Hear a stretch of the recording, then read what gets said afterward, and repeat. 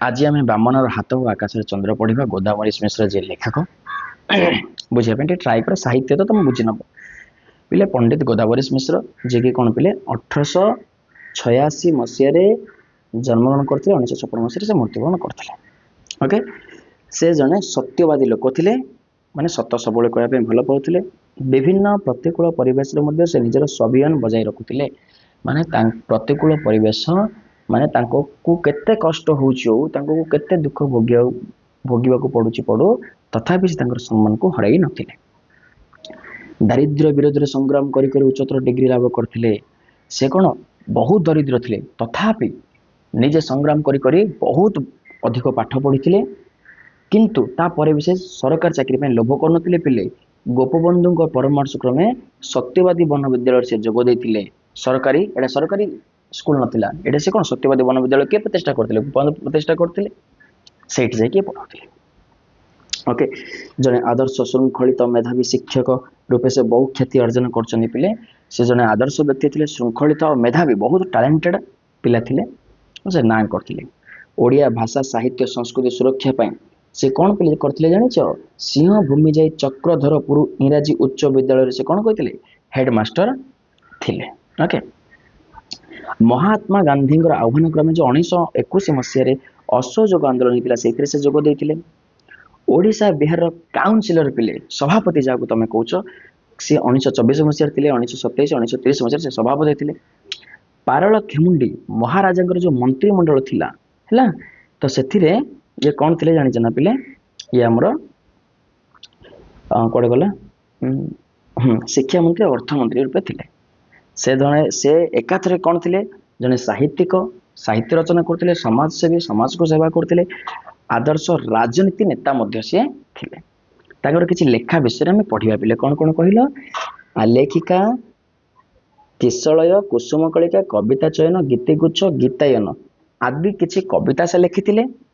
Okay तापरे पुरुषोत्तम देव मुकुंद देव से नाटक लिखी नाटक दीटा नाटक लिखी कौन पुरुषोत्तम देव मुकुंद देव आ अभागिनी 1817 घटान्तर और निर्वासित आदि से उपन्यास लिखी पंचवीर पुआणी घर आदि से गल्प लिखी सबुठू फेमस कौन थी जान पिले अर्ध शताब्दी ओडिशा तहिरे मोर स्थान से निजर आत्मजीवनी निज विषय लिखी कि अर्ध शताब्दी ओडिशा से कौन कौन करते से विषय जोटा कि अम्लान स्वाक्षर पिले बहुत हाइलाइट होता से टाइम आत्मजीवनी मैंने कौन निज विषय लेखा से टाइम से कौन करते से आत्मजीवनी 1962 मसीह पिले कौन केंद्र साहित्य एकाडेमी पुरस्कार सी पाई मिलता से लेखा जो। ओके ठीक अच्छे जी ओके देख पिले देख साहित्य बुझीज बामनर हाथ और आकाश चंद्र आत्मजीवन एक अंश विशेष से जो आत्मजीवनी लिखी से आत्मजीवनी भितर यही स्टोरी जोड़ा कि से निज विषय लिखी कौड़ा जो बामन चंद्र हाथ जो बामन चंद्र जो पाठटा से आत्मजीवनी भितर आसी बुझेगा ठीक अच्छे से कौन करते यही अनुसार से उच्च विद्यालय शिक्षा संपर्क में से जो हाई स्कूल पढ़ते से केमी पढ़ते कौन कौन करते जीवन में कौन घटी से सब विषय ये लिखाई। चलो अब ये पाठ पढ़ा। ओके ओके पिले देख बामनर चंद्र को हाथ बढ़ाइबा चेष्टा नित्याন্ত हास्यास्पद हस कथा पिले हस कथा ना आम कह गोटे बामन है कि कथा ना बामन है कि तो चंद्र को हाथ बढ़ाऊँ ये गोटे हस कथा किंतु चंद्र को हाथ बढ़ाइबा विषय केवल बामन कहीं पृथ्वीर सबुठारु डेंगा लोक संपर्क सुधा एक कह पारिबो नहीं। अच्छा बामन कौन डेंगा लोक भी आम एक कथा कह पारिबो नहीं कि से बामन हो चंद्र को हाथ बढ़ाई पार ना बुझीपारे किंतु चंद्र को हाथ बढ़ाइबा कथा को लेकिन केवल बामन कहीं पृथ्वीर सबुठारु डेंगा लोक संपर्क सुधा एक कथा कह पारिबो माने हाँ बामन माने जदि बामन अच्छी सी भी चंद्र को हाथ बढ़ाई पारिबनी डेंगा भी अच्छी से चंद्र को हाथ बढ़ाई पारिबनी टी कन्फ्यूज लगुच देखिए पिले यहाँ कौन अर्थ है टेंशन नहीं टिके आगू पढ़ा देखा। ओके आई एमती क्वेश्चन आसबनी जी पढ़ला यू एति क्वेश्चन आसबनी ऊपर क्वेश्चन आस कवि पढ़ देख पृथ्वीर इतिहास देखा जाए केतक बामन असंख्य डेंगा लोक को टपी जाइए पिले पृथ्वीर जब तुम इतिहास को देख बहुत बामन लोक हाइट से कम कि एमती कम करदे जो मैंने हाइट अच्छे से भी कम करें नहांती ता विषय किसी पढ़ा को व्यक्ति विषय बिलात रे कौन सी गोटे पिला थिला पिले अर्थ अभाव जो ସେ ଚାହା ପିଇ ପାରୁନଥିଲା। କ'ଣ ପିଇ ପାରୁନଥିଲା? ଚାହା ପିଇ ପାରୁନଥିଲା। ଚା ବଦଳରେ କ'ଣ ପିଉଥିଲା ଜାଣିଛ ପିଲେ? ଗରମ ପାଣି ପିଉଥିଲା। କାହିଁକି? ଶୀତ ହଉଛି ନା, ତ ସେ ଗରମ ପାଣି ପିଉଥିଲା। ଆଉ ଦିନେ ସେ ପ୍ରଧାନମନ୍ତ୍ରୀ ହେଲା ପିଲେ। ଦିନେ ତାକୁ ଚା ପିଇବା ପାଇଁ ପଇସା ନଥିଲା, କିନ୍ତୁ ପ୍ରଧାନମନ୍ତ୍ରୀ ହେଲା।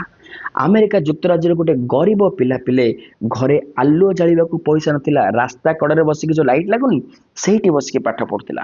ତାପରେ ସେ କ'ଣ ହେଲା? ଆମେରିକାର ଜଣେ ସଭାପତି ହେଲା। ସେଇ ଯୁକ୍ତରାଜ୍ୟର ଜଣେ ସଭାପତି ହେଲା, ଯୋଉଟା କି ପିଲେ ପତ୍ର କୁଡ଼ିଆରେ ସେଦିନ ରହୁଥିଲା। ତାପରେ ସେ କ'ଣ ରାଜପ୍ରସାଦକୁ ଚାଲିଗଲା। ବଙ୍ଗ ପ୍ରଦେଶକୁ ଜଣେ ଗୋରା ଲାଟ ଆସିଥିଲେ ପିଲେ। ବଙ୍ଗ ଅଞ୍ଚଳକୁ ଜଣେ ଗୋରା ଲାଟ ଆସିଥିଲେ, ଯିଏ ଦିନେ କୁଲି ବ୍ୟବସାୟ କରୁଥିଲେ, କିନ୍ତୁ ସେ ଆଜି ଲାଟ ବାବୁ ହେଇଯାଇଛନ୍ତି। ବହୁତ ଧନୀ ବ୍ୟକ୍ତି ହେଇଯାଇଛନ୍ତି। ମାନେ ଗୁଡ଼ାଏ ଉଦାହରଣ ଦଉଛନ୍ତି ହେଲା ସେ ଲୋକର। ମାନେ ଆଗେ ମାନେ ବହୁତ କଷ୍ଟ ଥିଲେ, କେମିତି ପରିସ୍ଥିତି ଥିଲେ, ଏବେ କେମିତି ଅଛନ୍ତି। ଓକେ। ପ୍ରଥମ ମହାସମର ବିରାଟ ମନ୍ଥନ ମଧ୍ୟରେ, ପ୍ରଥମ ମହାସମର ମାନେ ଯୋଉ ଯୁଦ୍ଧ ଚାଲିଥିଲା, ପ୍ରଥମ ବିଶ୍ୱଯୁଦ୍ଧ ଚାଲିଥିଲା, ସେଥିରେ ରାଜ୍ୟ ପ୍ରତିଷ୍ଠା ହେଇଥିଲା ଚେକୋସ୍ଲୋଭାକିଆ। ଆଉ ଯିଏ ସେ ରାଜ୍ୟ ପ୍ରତିଷ୍ଠା କରିନଥିଲା, ସେ ଜଣେ ସାମାନ କଟୁଆନର ପୁଅ ଥିଲା ପିଲେ। ଭାବ, ସେ ଜଣେ କଟୁଆନର ପୁଅ ଥିଲା, ସେ ଗୋଟେ ଦେଶ ତିଆରି କରିଦେଲା। ଛୋଟିଆ କଥା ନାହିଁ ପିଲେ। ଓକେ, ଛୋଟିଆ କଥା ନାହିଁ। କଟୁଆନ ମାନେ ବୁଝିଲେନି ନା? ଘୋଡ଼ା ଗାଡ଼ିର ଚାଳକ, ଯିଏ ଘୋଡ଼ା ଗାଡ଼ି ଚଲାଉଥିଲା, ତା ପୁଅ ଥିଲା। କିନ୍ତୁ ସେ ଦିନେ ଗୋଟେ ଦେଶ ତିଆରି କରିବ ବୋଲି କେହି ଭାବିନଥିଲେ। ଓକେ। ଇଟାଲୀର ସେ ଦିନରେ ଭାଗ୍ୟ ବିଧାତା ମୁସୋଲିନି ସେହିପରି ଦରିଦ୍ର କୁମାର ଜଣେ ଜନ୍ମ ହୋଇଥିଲେ ପିଲେ। କ'ଣ? ଇଟାଲୀର ବା ଇଟାଲୀ ଶୁଣିଥିବ। କୁଆଡ଼େ ଗଲା ଟିକେ ରୁହ ପିଲେ। ଇଟାଲୀର ଦିନର ଭାଗ୍ୟ ବିଧାତା, ଯିଏ ଇଟାଲୀର ଯିଏ ଭାଗ୍ୟ ବିଧାତା ହେଇଥିଲା ମୁସୋଲିନି, ଏତେ ବଡ଼ ବ୍ୟକ୍ତିତ୍ୱ, ସେ ଦିନେ କ'ଣ ଦରିଦ୍ର ଘରେ ଜନ୍ମଗ୍ରହଣ କରିଥିଲେ। ପୃଥିବୀର ବିଖ୍ୟାତ ହିଟଲର ନାଁ ଶୁଣିଥିବ। ସେ ଇଟା ଭାଟରେ କାମ କରି ନିଜ ପେଟ ପୋଷୁଥିଲେ ବିଲେ ସେ ପୃଥିବୀରେ ନାଁ କରିଲେ, ଯିଏକି ପୃଥିବୀ ଜିତିବା ପାଇଁ, ପୁରା ବିଶ୍ୱ ଜିତିବା ପାଇଁ ଯୁଦ୍ଧ କରିଥିଲେ। ହିଟଲର ବିଷୟ ତ ଶୁଣିଛ ନା? ଏତେ ବଡ଼ ବ୍ୟକ୍ତି, ପିଲାଦିନେ କ'ଣ କରୁଥିଲେ? ଇଟା ଭାଟିରେ କାମ କରୁଥିଲେ। ରୁଷର ପିଲେ କର୍ଣ୍ଣଧାର ଷ୍ଟାଲିନ ଗୋଟେ ମୋଚି ପିଲା ଥିଲେ। ସେ ଜଣେ ରୁଷର ଏତେ ବଡ଼ ବ୍ୟକ୍ତି ହେଇପାରିଲେ। ଆମ ଭାରତରେ ମଧ୍ୟ ତମେ ଜାଣିଛ, ଈଶ୍ୱର ଚନ୍ଦ୍ର ବିଦ୍ୟାସାଗରଙ୍କ ଜନ୍ମ ମଧ୍ୟ ଗୋଟେ ପୂଜାରୀ ଘରେ ହେଇଥିଲା। ପୂଜାରୀ ମାନେ କ'ଣ ବୁଝୁଛ ନା? ଯୋଉମାନେ ଅନ୍ୟ ଘରେ ଯାଇକି ରୋଷେଇ ବାସ କରନ୍ତି। ବୁଝିଲା? ଠିକ ଅଛି। ଓକେ, ତାପରେ ଦେଖିବା। ଏ ଯେତିକି ସବୁ ଉଦାହରଣ ଦେଲେ, ସେ କ'ଣ କହୁଛନ୍ତି? ଏମାନେ ଯେ ବାମନ ହୋଇ ଜନ୍ମ ଲାଭିଥିଲେ ମଧ୍ୟ କିଏ ଅସ୍ୱୀକାର କରିବ ନାହିଁ। ଏମାନେ କ'ଣ ହେଇଥିଲେ ବୋଲି? ବାମନ ହୋଇକି ଜନ୍ମ ଲାଭ କରିଥିଲେ, ମାନେ ବହୁତ ଦରିଦ୍ର ଘରେ ଜନ୍ମଗ୍ରହଣ କରିଥିଲେ। ଯୋଉ ଦରିଦ୍ର ଘରୁ କେହି ଭାବିବନି କି ଏମାନେ ଦିନେ ଏତେ ବଡ଼ ବଡ଼ କାମ କରିଦେବେ। କୋଟି କୋଟି ବାମନ ପୃଥିବୀକୁ ଆସି ବାମନର ମାଳତୀ ପରି ବାମନରେ ଫୁଟି ଝଡ଼ୁଛନ୍ତି। ତାଙ୍କ କଥା କେହି ଜାଣୁନାହାନ୍ତି ପିଲେ। ଏ ପୃଥିବୀରେ କୋଟି କୋଟି ଲୋକ ଜନ୍ମ ନେଉଛନ୍ତି, କୋଟି କୋଟି ଲୋକ ମରିଯାଉଛନ୍ତି, କେହି ତାଙ୍କ ବିଷୟ ଜାଣିପାରୁନାହାନ୍ତି। କିନ୍ତୁ ସେମାନଙ୍କ ଭିତରୁ ଯିଏ ଚନ୍ଦ୍ରକୁ ହାତ ବଢ଼େଇ ଧରି ପାରୁଛି, ଯିଏ କଷ୍ଟ ସହିକି ବଡ଼ କାମ କରିପାରୁଛି, ସେ ବଡ଼ ହେଇଯାଉଛି। ଉଚ୍ଚତାରେ ଲକ୍ଷ ଲକ୍ଷ ଡେଙ୍ଗାକୁ ମଧ୍ୟ ସେ ଟପି ଯାଉଛି ପିଲେ। ଆମ ପୃଥିବୀ ପୃଷ୍ଠରେ ହଜାର ଲୋକ ଜନ୍ମଗ୍ରହଣ କରୁଛନ୍ତି। କ'ଣ ସମସ୍ତେ ମହାନ ହେଇଯାଉଛନ୍ତି? ନାଇଁ, ସମସ୍ତେ ହେଇପାରୁନାହାନ୍ତି। ତା ଭିତରେ ବହୁତ କମ୍ ଲୋକ, ଗଣିବା ଭଳି ଲୋକ ମହାନ ହେଇଯାଉଛନ୍ତି। ସେମାନେ ଏତେ କଷ୍ଟରେ ଥିଲେ ମଧ୍ୟ, ଯେଉଁମାନେ ଭଲରେ ଅଛନ୍ତି ସେମାନଙ୍କୁ ସେମାନେ ବହୁତ ବଡ଼ ବଡ଼ କାମ କରିଦେଉଛନ୍ତି। ଯେଉଁମାନେ ଭଲରେ ଥିଲେ ପିଲା କାଳେ, ସେମାନେ ମଧ୍ୟ ସେଇ କାମ କରିପାରୁନାହାନ୍ତି। କୋଟି କୋଟି ବାମନ ଆକାଶରେ ଉଜ୍ଜଳ ଚନ୍ଦ୍ରମଣ୍ଡଳକୁ ଦେଖି ଲୋଭ ସମ୍ବରଣ କରି ନ ପାରି ହାତ ବଢ଼ାଉଛନ୍ତି, ମାତ୍ର ଧରି ପାରୁନାହାନ୍ତି ପିଲେ। ହାସ୍ୟାସ୍ପଦ ହେଉଛନ୍ତି। କୋଟି କୋଟି ଲୋକ ଏଠି ସମସ୍ତେ ଚାହୁଁଛନ୍ତି ମହାନ ହେବା ପାଇଁ, କିନ୍ତୁ କେହି ମହାନ ହେଇପାରୁନାହାନ୍ତି। ଆମ ମଧ୍ୟ ଓଡ଼ିଆ ବିଦ୍ୟାଳୟ ଦ୍ୱିତୀୟ ଶିକ୍ଷକ, ଆମ ମଧ୍ୟ, ସେ କହୁଛି ତାଙ୍କ ବିଷୟରେ କହୁଛନ୍ତି, ମଧ୍ୟ ଓଡ଼ିଆ ବିଦ୍ୟାଳୟର ବା ତାଙ୍କ ଓଡ଼ିଆ ବିଦ୍ୟାଳୟର ଦ୍ୱିତୀୟ ଶିକ୍ଷକ ଯିଏ ମାଧବ ମିଶ୍ର, ଥରେ ମୋତେ କହିଲେ, ସେ କବି କହୁଛନ୍ତି, ମୋର ଗୋଟେ ଟିଚର ଥିଲେ, ସେ ମାଧବ ମିଶ୍ର ଥରେ ମୋତେ କ'ଣ କହିଲେ ନା, ଏଣ୍ଟ୍ରାନ୍ସ ଖଣ୍ଡକ ପାସ୍ କରିଗଲେ ମଣିଷରେ ଗଣା ହବୁ ରେ। ତାକୁ କବିକୁ କହିଥିଲେ, ତୁ ଏଣ୍ଟ୍ରାନ୍ସ ଥରେ ପାସ୍ ହେଇଯାରେ ବାବୁ, ମାତ୍ର ତୋ ପକ୍ଷରେ ଏତେ ବାମନ ହୋଇ ଚନ୍ଦ୍ରକୁ ହାତ ବଢ଼େଇବା ନ୍ୟାୟ କ'ଣ ପଡ଼ିଛି? ମାନେ ସେ କହିଲେ, କିନ୍ତୁ ତୋ ପକ୍ଷରେ କ'ଣ ଏଇଟା କ'ଣ ସମ୍ଭବ? ତୁ ଗୋଟେ ବାମନ ହୋଇ କ'ଣ ଚନ୍ଦ୍ରକୁ ହାତ ବଢ଼େଇ ପାରିବୁ? ସେ ଟାଇମରେ ତୁ କ'ଣ ଏଣ୍ଟ୍ରାନ୍ସ ପରୀକ୍ଷା ପାସ୍ ହେଇପାରିବୁ? ସେ ଟାଇମରେ ତାଙ୍କ ସାର୍ ତାଙ୍କୁ ଏମିତି କହିଥିଲେ ବୋଲି କହିଲେ। କାରଣ ସେ ଟାଇମରେ ପିଲେ ଏଣ୍ଟ୍ରାନ୍ସ ପାସ୍ ହେବା ବଡ଼ କଥା ଥିଲା। ଏଣ୍ଟ୍ରାନ୍ସ ମାନେ ତେନ୍ତ ପରୀକ୍ଷା, ମାନେ ତେନ୍ତ ପଢ଼ିବା ପୂର୍ବରୁ ଗୋଟେ ଏଣ୍ଟ୍ରାନ୍ସ ଥିଲା। ଯିଏ ସେ ପରୀକ୍ଷା ପାସ୍ ହେଇଯାଉଥିଲେ ନା ପିଲେ, ତାକୁ ବହୁତ ବଡ଼ ମଣିଷ, ତାକୁ ବହୁତ ବଡ଼ ଜ୍ଞାନୀ ଭାବୁଥିଲେ। ତ ତାଙ୍କ ଟିଚର ଦିନ ତାଙ୍କୁ କହିଲେ, ତୁ ଟେନ୍ଥ ପାସ୍ ହେଇଯା, ସେ ଏଣ୍ଟ୍ରାନ୍ସ ପାସ୍ ହେଇଯାରେ ବାବୁ, ମଣିଷ ହେଇଯିବୁ। କିନ୍ତୁ କହିଲେ ତାପରେ ବି ତାକୁ କ'ଣ କହିଥିଲେ କଟାକି କରି, ତୋ ପକ୍ଷେ କ'ଣ ପାସ୍ ହେବା ସମ୍ଭବ? ବହିପତ୍ର କିଣିବୁ, ଖୋରଜ ଧରିବୁ, ପ୍ରବାସ ଯାଇ ରହିବୁ, ସବୁ କିଣିପାରିଲେ ସିନା ହେବ, ନହେଲେ ତୁ କେମିତି ପଢ଼ିବୁ? କାହିଁକି ଏମିତି କହିଥିଲେ ଜାଣିଛ ନା? ପିଲା କାଳୁ ଦରିଦ୍ର, ଆଙ୍କ ପାଖରେ କିଣିବା ପାଇଁ ପଇସା ନାହିଁ, ଖାଇବା ପାଇଁ ପଇସା ନାହିଁ, ପଢ଼ିବା ପାଇଁ ପଇସା ନାହିଁ। ତ ସେ କହିଥିଲେ ତୋ ପଟରେ କ'ଣ ହେଇପାରିବୁ? ତୁ ତ ବହି କିଣିବା ପାଇଁ ତୋ ପାଖରେ ପଇସା ନାହିଁ, ରହିବା ପାଇଁ ପଇସା ନାହିଁ, ତୁ କେମିତି ପାରିବୁ? ଏ 60 ପଉଟି ଘିଅ ହବ ନା ରାଧା ନାଚିବ? ସେଇଟା ଆଉ ତାଙ୍କୁ ଏମିତି କହିଥିଲେ ତାଙ୍କର ସେ ଶିକ୍ଷକ, କି ତୋ ଦ୍ୱାରା 60 ପଉଟି ଘିଅ ହବ ନା ରାଧା ନାଚିବ? ମାନେ ତାଙ୍କୁ ଜେନେରାଲି କହିଥିଲେ ତୁ ପାରିବୁ ନାହିଁ, କାରଣ ତୋ ପାଖରେ ସେମିତି ସମ୍ବଳ ନାହିଁ।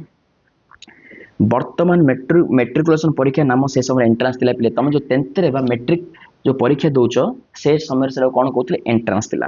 ମୋର ପୂର୍ବରୁ ବାଣପୁରର 60,000 ଲୋକଙ୍କ ମଧ୍ୟରୁ ପିଲେ ଜଣେ ଏଣ୍ଟ୍ରାନ୍ସ ପାସ୍ କରିଥିଲେ। ମାନେ ଭାବ ସେଟା କେତେ କଷ୍ଟ ଥିଲା ଆଉ ଏଣ୍ଟ୍ରାନ୍ସ ପାସ୍ କରିବା କେତେ ବଡ ଥିଲା। ସେ କହୁଛନ୍ତି ମୋ ପୂର୍ବରୁ ମାନେ ମୁଁ ପାସ୍ ହେବା ପୂର୍ବରୁ ବାଣପୁରରେ 60,000 ଲୋକ ଦେଇଥିଲେ ଏଣ୍ଟ୍ରାନ୍ସ ପରୀକ୍ଷା, ତାଙ୍କୁ ଜଣେ ପାସ୍ ହେଇଥିଲେ।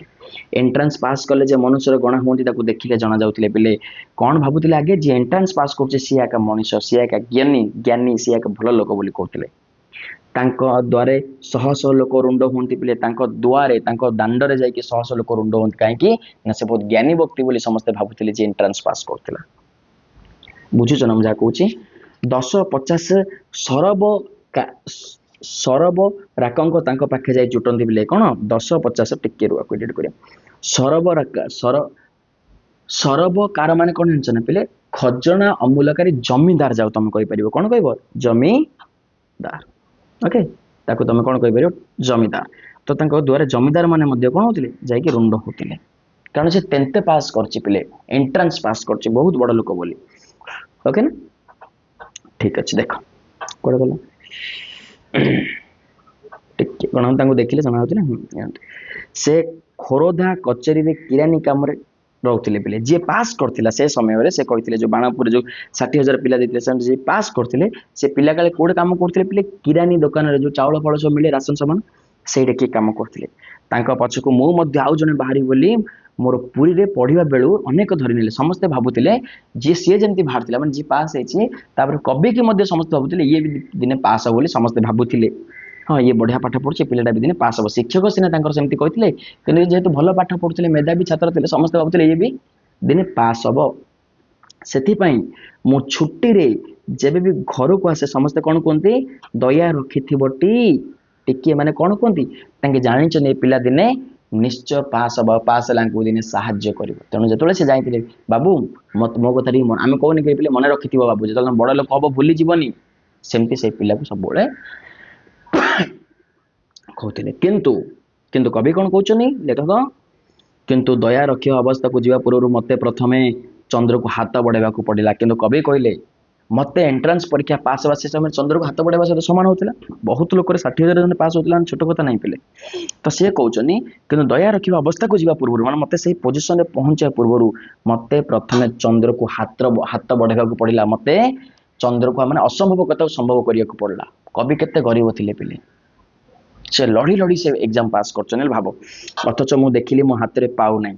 ସେ କଣ କହିଲେ? ମୁଁ ସେଟା ହାତ ବଢେଇବା ପାଇଁ ଚେଷ୍ଟା କରୁଥିଲି, ମୁଁ ଭାବୁଥିଲି ତ ମୁଁ ପାସ୍ କରିବି ଏଣ୍ଟ୍ରାନ୍ସ, କିନ୍ତୁ ମୋର ସାହସ ହଉନଥିଲା ପିଲେ। ସୁତରାଂ ମାସ ଧରି ମୁଁ ନିରାଶ୍ୟ ବହ୍ନିରେ ମତେ ଜଳିବାକୁ ପଡୁଥିଲା। ବହ୍ନି ମାନେ ନିରାଶ୍ୟ ନାଁରେ ଦୁଃଖ ଦୁର୍ଦଶା, ମତେ ବହୁତ କଷ୍ଟ ହଉଥିଲା। ମୁଁ କେମିତି ପାସ୍ ହେବି, କଣ ହେବି, ମୋ ପାଖରେ କିଛି ନାହିଁ। ସେ ସବୁବେଳେ ଏମିତି ଚିନ୍ତାରେ ରହୁଥିଲେ। ଶେଷରେ ସେ ଅତି ଆକସ୍ମିକ ଭାବରେ ଦିନେ ଆକାଶ କୟାଁ ଚିଲିକା ମାଛ ସଂଯୋଗ ଘଟିଲା ପିଲେ। ମାନେ ଯୋଉଟା ହବା କଥା ନାହିଁ, ଅବାସ୍ତବ କଥା। ଆକାଶରେ କୟାଁ କେବେ ଉଠେଇକି ପିଲେ ଚିଲିକାରେ ମାଛ କେବେ ସଂଯୋଗ ହୁଅନ୍ତି? ସେ ଟାଇପର ମୁଁ ପୁରୀରେ ନାମ ଲେଖିବାକୁ ଗଲି। ମାନେ ଇଏ ଯିବା କଥା ନାହିଁ, ମାନେ କେବେ ଯାଉନଥିଲେ, ଦିନେ ଇଏ ପଳେଇଛନ୍ତି ହଠାତ୍ କିନା। ମାନେ କେମିତି ଯୋଉ କହୁନାହାନ୍ତି କି ଏମିତି ହେଇଯାଇଛି, ଦିନେ ଇଏ ନାମ ଲେଖିବାକୁ ଯାଇଛନ୍ତି ହେଲା। ମୁଁ ନୀତି ଅସ୍ଥାୟୀ ମାଇନର ସ୍କୁଲରେ ଯାଇ ବସେ। ମୁଁ ନୀତି କଣ କରୁଥିଲି? ଅସ୍ଥାୟୀ ମାଇନର ସ୍କୁଲରେ ଯାଇକି ସେ କଣ କରୁଥିଲେ? ବସୁଥିଲେ। ଓକେ, ଟିକେ ବୁଝ କୁଆଡେ ଗଲା। ହେଲେ ଦିନେ ଖୋରଧାର ତହସିଲଦାର, ସେଇଟାର ଖୋର୍ଦ୍ଧାର ତହସିଲଦାର ସେ ସ୍କୁଲ ବୁଲିବାକୁ ଆସିଥିଲେ। ମୁଁ ଉଚ୍ଚ ବିଦ୍ୟାଳୟକୁ ପଢିବାକୁ ନ ଯାଇ ସେଠାରେ କାହିଁକି ବୁଲୁଛୁ ବୋଲି ମତେ ପଚାରିଲେ। ହେଲେ ଯେତେବେଳେ ଆଙ୍କୁ ପଚାରିଲେ, ଆଙ୍କ ପାଖରେ ଥିବା ଶିକ୍ଷକ ସେ ତାକୁ ତହସିଲଦାର କଣ ଗୋଟେ କହିଲେ, ବୁଝିଲା। ତ ଶିକ୍ଷକଙ୍କ ଠାରୁ ଉତ୍ତର ପାଇବା ପରେ ସେ ଟିକେ ଭାବିକି କହିଲେ, ସେ ତହସିଲଦାର କହିଲେ ଆଚ୍ଛା ହଉ ଠିକ ଅଛି, ମୁଁ ତାର ବ୍ୟବସ୍ଥା କରିବି। ଏମିତି କହିକି ସେ ଚାଲିଗଲେ। ଆଉ ଯଥା ସମୟରେ ଗୋଟେ ବ୍ୟବସ୍ଥା ମଧ୍ୟ ସେ କଲେ। ସେ କଣ କଲେ କହିଲ? ସେ ଯୋଉ ଆସିଥିଲେ ତହସିଲଦାର, ଆକୁ ଦେଖି ଯୋଉ ପଚାରିଲେ, ତାର ଟିଚର ଯୋଉ କହିଲେ ଠିକ ଅଛି ମୁଁ ଗୋଟେ ବ୍ୟବସ୍ଥା କରିବି। ମାନେ ଟିଚର କହିଥିବେ ଇଏ ଭଲ ପାଠ ପଢୁଛି, କିନ୍ତୁ ପିଲା ପାଖରେ ପଇସା ନାହିଁ, କିନ୍ତୁ ଏତା ନାହିଁ ସେତା ନାହିଁ, ପଢିବା ପାଇଁ ସମର୍ଥ ହଉନି। ତାପରେ ସେ କଣ ତହସିଲଦାର କହିଥିବେ ଠିକ ଅଛି ଆର ମୁଁ ବ୍ୟବସ୍ଥା କରିବି ଆଉ ଛାଡିବା କି। ବୁଝଛ ନା କଥା କଣ? ରାମକୃଷ୍ଣ ବୋଷଙ୍କ ନିକଟକୁ ପୁରୀକୁ ମୋ ହାତରେ ଖଣ୍ଡିଏ। ତାପରେ ସେ କଣ କଲେ ପିଲେ? ସେ ଯୋଉ ତହସିଲଦାର ରାମକୃଷ୍ଣ ବୋଷଙ୍କ ନିକଟକୁ ପୁରୀକୁ ମୋ ହାତରେ ଖଣ୍ଡିଏ ସେ କଣ କଲେ ପିଲେ? ଚିଠି ଦେଲେ। କିଏ? ସେ ତହସିଲଦାର ଦେଲେ। ରାମକୃଷ୍ଣ ବୋଷ କଟକର ସେ ଯୁଗର ପିଲେ ଖ୍ୟାତିନାମୀ ଓକିଲ ଥିଲେ, ଯିଏକି ହରିବଲ୍ଲଭ ବୋଷଙ୍କର ପୁତୁରା ଥିଲେ ହେଲା। ତ ସେ ଶଶିନିକେତନରେ ରହୁଥିଲେ। ସେ କହିଲେ ଯୋଉ ତହସିଲଦାର ଆଇଥିଲେ ହେଲା, ସେ ମୋ ହାତରେ ଖଣ୍ଡି ତାଙ୍କ ପାଖକୁ ଚିଠି ଦେଲେ, ଯିଏକି ଶଶିନିକେତନ ରହୁଥିଲେ। ଦରିଦ୍ର କୁଟୁରୀର ବଡ଼ ନିଧି ହେଉଛି ପିଲେ ପିଲା। ବୟସରେ ମୋ ଠାରୁ 10 ବର୍ଷ ସାନ ମୋର ଗୋଟିଏ ଭଉଣୀ ଥିଲା ପିଲେ। ତ କବି କ'ଣ କହୁଛନ୍ତି? ମୋର ଗୋଟିଏ ଭଉଣୀ ଥିଲା। ସମାଜରେ ପୁଅ ଝିଅ ଉଭୟଙ୍କର ଆବଶ୍ୟକତା ସମାନ ହେଲେ ସୁଦ୍ଧା ପୁଅମାନେ ଝିଅଙ୍କର ତୁଳନା ଅଧିକ ଆଦର ପାଇପାରନ୍ତି ନାହିଁ। ଆମେ ସିନା କହୁଛୁ ପୁଅ ଝିଅ ସମାନ, କିନ୍ତୁ ମୋତେ ଗୋଟେ କଥା କୁହ, ପୁଅକୁ ଯେତିକି ଲୋକମାନେ ଭଲ ପାଉଛନ୍ତି କ'ଣ ଝିଅକୁ ସେତିକି ଲୋକମାନେ ଭଲ ପାଉଛନ୍ତି? ନାହିଁ ପିଲେ। ବର୍ତ୍ତମାନ ନାରୀ ଜାତି ନିଜ ଦାବି ପ୍ରତିଷ୍ଠା କରିବାକୁ ବସୁଛି। ନାରୀମାନେ କ'ଣ କହୁଛନ୍ତି? ଆମକୁ ବି ସେତିକି ଅଧିକାର ମିଳୁ ଯେତିକି ପୁଅକୁ ଅଧିକାର ମିଳୁଛି। ତାଙ୍କର ଫଳାଫଳ ଯଥା ସମୟରେ ଜଣାଯିବ, କିନ୍ତୁ ବିଧାତା ନାରୀ ମୁଣ୍ଡରେ ଯେଉଁ କଠୋର ଲଦିଛି ତାକୁ ବହନ କରି ସେ ଯେ ଖୁବ୍ ଉଚ୍ଚକୁ ଉଠିପାରିବ ଏପର୍ଯ୍ୟନ୍ତ ପ୍ରାଞ୍ଜଳ ଦିଶୁନାହିଁ। ପିଲେ ଦୈବ ଏ ଦୁନିଆ ନାରୀ ପାଇଁ ଯେଉଁ ନିୟମ ବାହାର କରିଛି, ଗୋଟେ ନାରୀ ଯେ ବହୁତ ଉପରକୁ ଯାଇପାରିବ ଏ କଥା କହିଲେ କାହିଁ ଏବେ ବି ବିଶ୍ୱାସ ଲାଗୁନି। କାହିଁ ଆମେ କୋଉଠି ନା କୋଉଠି ଡରୁଛେ ପିଲେ। ଗୋଟେ ନାରୀ ଯଦି କାମ କରିବାକୁ ଯିବ ଡରିବେ, ଯଦି ନାରୀ କୋଉଠି କିଛି କରିବାକୁ ଯିବ ଆମେ ଡରୁଛେ, କାରଣ ନାରୀ ନିର୍ଯାତନା ବହୁତ ବଢ଼ିଯାଇଛି। କବି ସେଟା କହୁଛନ୍ତି ହେଲା। ଆଉ କ'ଣ କହୁଛନ୍ତି? ସେ କର୍ତ୍ତବ୍ୟ ପାଳନ ହିଁ ନାରୀ ପକ୍ଷେ ଗର୍ବର ହେତୁ, ତାହାରି ଯୋଗେ ନାରୀର ମହତ୍ଵ ଏତେ ବଢିଛି ପିଲେ। ସେଇ କର୍ତ୍ତବ୍ୟ ପାଳନ ନାରୀ ପକ୍ଷେ। ଆରେ ନାରୀ ଏତେ ସବୁ କରୁଛି ବୋଲି ଆମେ ଆଜି ଏ ପୋଜିସନରେ ପହଞ୍ଚିଛେ। ନାରୀ ଆମକୁ ଖାଇବାକୁ ଦଉଛି, ଗୋଟେ ମା କ'ଣ ଘରର ସବୁ କିଛି କରୁଛି ବୋଲି ଆମେ ଆଜି ଏତେ ଆଗକୁ ଆସିଛେ, ତଥାପି ତାର ସମ୍ମାନ ନାହିଁ। ନାରୀ ଜାତିର ମହିୟସୀ ପ୍ରତିନିଧି ରୂପେ ଆମେ ପିଲେ ନାରୀ ଜାତିର କାହାକୁ ପୂଜା କରୁଛେ? ଦୁର୍ଗା ମାକୁ ପୂଜା କରୁଛେ, ଲକ୍ଷ୍ମୀକୁ ପୂଜା କରୁଛେ, ସରସ୍ୱତୀ, ସମସ୍ତେ ନାରୀ, କିନ୍ତୁ ଆମେ ସମାଜରେ ରହୁଥିବା ନାରୀକୁ କେବେ ସମ୍ମାନ ଦଉନି। କାହିଁକି ପିଲେ ଏମିତି ହଉଛି? ଭାବ ଟିକେ। ପରିବାର ମଧ୍ୟରେ ଜୀବିକା ଅର୍ଜନ ଭାର ପଡିଛି ପିଲେ ପୁରୁଷ କାନ୍ଧରେ। ପରିବାର ମଧ୍ୟରେ ଘରକୁ ଚଳଉଛି କିଏ? ପୁରୁଷ। ଓକେ। କିନ୍ତୁ ଗ୍ରୀନଲ୍ୟାଣ୍ଡ ପିଲେ ସୁଇଜରଲ୍ୟାଣ୍ଡ ଯାଅ, ସେଠି କ'ଣ ନାରୀ ମାନେ କାମ କରନ୍ତି ଆଉ ପୁରୁଷ ମାନେ ଘରେ ରୁହନ୍ତି। ପୁରୁଷ ମାନେ ରୋଷେଇବାସ କରନ୍ତି ଆଉ ନାରୀ ମାନେ ଯାଇକି ବାହାରେ କାମ କରନ୍ତି। କିନ୍ତୁ ସେଇଠି ସେଇ ଦିଟା ଦେଶରେ, କିନ୍ତୁ ବାକି ଦେଶ ତମେ ଦେଖ ପିଲେ, ବର୍ମା ଦେଶରେ ନାରୀ ପୁରୁଷ ଅପେକ୍ଷା ପ୍ରବଳ। ବର୍ମା ଗୋଟେ ଦେଶ ଅଛି ଯୋଉଠି ନାରୀ ବହୁତ ଅଛନ୍ତି, ପୁଅ ପିଲା କମ ଅଛନ୍ତି, ତଥାପି ସେଇଠି ମାନବ ସମାଜରେ ସଚରାଚର କୁଟୁମ୍ବ ପୋଷିବା କାମ ପୁରୁଷର ହିଁ ହେଇଥାଏ, ନାରୀର ନୁହଁ। ତଥା ଏତେ ନାରୀ ଅଛନ୍ତି, ତଥାପି ନାରୀକୁ କାମ କରିବାକୁ ଦିଆହଉନି, ତାକୁ ଘରେ ବାନ୍ଧିକି ରଖାହଉଛି। ପୁରୁଷ ସେଇଠି କାମ କରୁଛି। ସେହି କାରଣରୁ ବିବାହିତ ପୁଅର ନାଁ ପିଲେ ଭର୍ତ୍ତା ଥାଏ, ଆଉ ବିବାହିତ ଝିଅ ନାଁ ଭାର୍ଯ୍ୟା। ଭାର୍ଯ୍ୟା ମାନେ କ'ଣ? ଯିଏ ଘରେ ରହିକି ସହଯୋଗ କରିବ। ଭର୍ତ୍ତା ମାନେ କ'ଣ? ଯିଏ ଦବ। କହୁନେ ଭର୍ତ୍ତା ମିଳିଲା, ଯେ ପଇସା ଦବ। କେବଳ ସେତିକି ନୁହଁ, ହିନ୍ଦୁ ସମାଜରେ ପୁଅ ପିଣ୍ଡ ଦେବାକୁ ଅବିବେଚିତ ହେଉଥିବା ବେଳେ ଝିଅ ଠାରୁ ତାର ଆଦର ଅଧିକ ହୋଇପାରେ। ତମେ ଜାଣିଛ ହିନ୍ଦୁ ସମାଜରେ କିଏ ତମର ପିଣ୍ଡ ଦେଇଥାଏ? ପୁଅ ଦେଇଥାଏ, କୌଣସି ଝିଅ ଦେଇନଥାଏ। ତେଣୁ ଝିଅ ଠାରୁ ତ ସିଏ, ତ ଏଇଠୁ କ'ଣ ଜଣାପଡୁଛି ପିଲେ? ପୁଅକୁ ଅଧିକ ଆଦର କରାହଉଛି, ଝିଅକୁ ନୁହଁ। କିନ୍ତୁ ପ୍ରାୟ ସବୁ ସମାଜରେ ଝିଅ ଅଳ୍ପାଧିକ ପରିମାଣରେ ଏକ ସମସ୍ୟା ପିଲେ। ସବୁ ସମାଜରେ ଝିଅକୁ ଆମେ ସମସ୍ୟା ବୋଲି ଭାବୁଛେ। ଯେତେବେଳେ ଗୋଟେ ଝିଅ ଜନ୍ମ ହୁଏ ଆମେ ଦୁଃଖ ହେଇଯାଉ, ମନକୁ ଦୁଃଖ କରିଦେଉ। କିନ୍ତୁ ଯେତେବେଳେ ପୁଅ ହେଇଯାଏ ସେତେବେଳେ ଆମେ ବହୁତ ଖୁସି ହେଇଯାଉ। ସେଇ ଝିଅ ଜନ୍ମ ହେଲେ କେହି ତାକୁ, ଯଦି ଅଧିକ ବା ବେଶୀ ଝିଅ ହେଇଯାଏ, ଗୋଟେ ଦିଟା ଝିଅ ହେଇଯାଏ, ତାକୁ ଆମେ ଅଭିଶାପ ବୋଲି ମନେ କରୁ ପିଲେ।